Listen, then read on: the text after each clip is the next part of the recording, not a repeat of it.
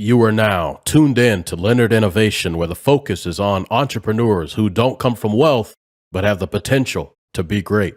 The following is a question I recently answered on a website called Quora.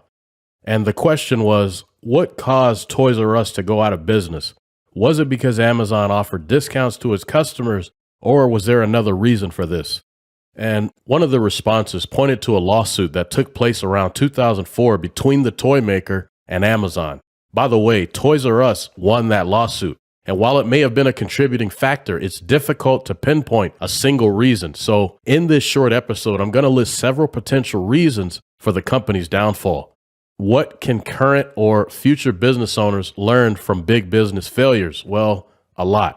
I'm going to quickly show you how to look at these situations in a more sophisticated manner, and you will see how each point I make can be used to protect your business long term. It should also be noted that Toys R Us, through its new owner, has recently made a comeback, but an important part of business is a state of constant or stable economic conditions. Here are 7 factors to consider for the company's sudden demise several years ago.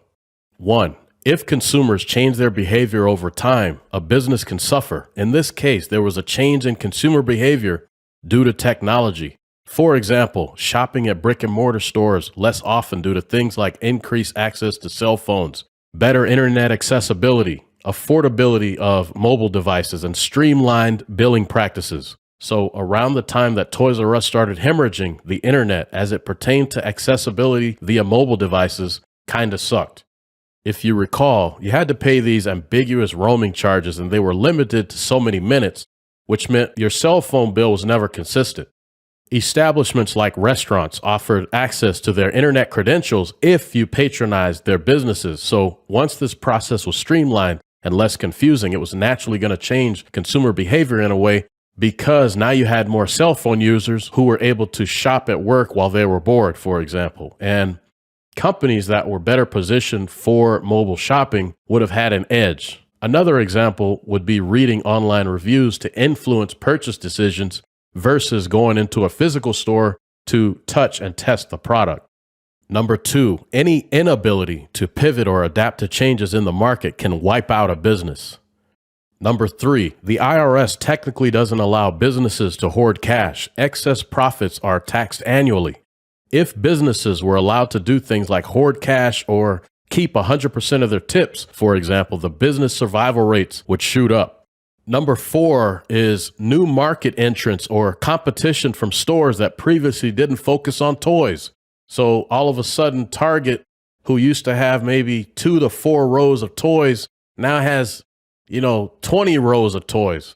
And then you have businesses that were previously not even around suddenly are popping up selling toys. So changes like this would cause an erosion of sales for Toys R Us. 5, commercial leases. For most companies, wages and benefits take up the largest monetary allocation. Rent is number 2. It's easy to expand a business when things are good, but when things go south, sometimes you need a way to pause or maybe cancel your lease. But often you are contractually obligated to fulfill the terms of the lease. And if you can't pay, it could mark the end of an era. Very difficult to significantly downsize a business. Number 6 is an outdated marketing strategy. What used to work may not work any longer. So if they made toys, for example, like Tickle Me Elmo and certain video games exclusively available at Toys R Us stores for maybe, let's say, the first 2 to 4 weeks, it would have possibly given them an edge over everyone competing in the toy space. And number 7 is an inability to capitalize on inconsistent sales tax regulations for online purchases. Did Amazon exploit and ultimately benefit from unclear and ambiguous sales tax laws in several states? One can only assume, but unfortunately, Toys R Us was unable to use the same amount of leverage because they already had the brick and mortar strategy in place. And presumably by the time they started doing online sales, it was just too late. They just didn't have the market dominance that Amazon had.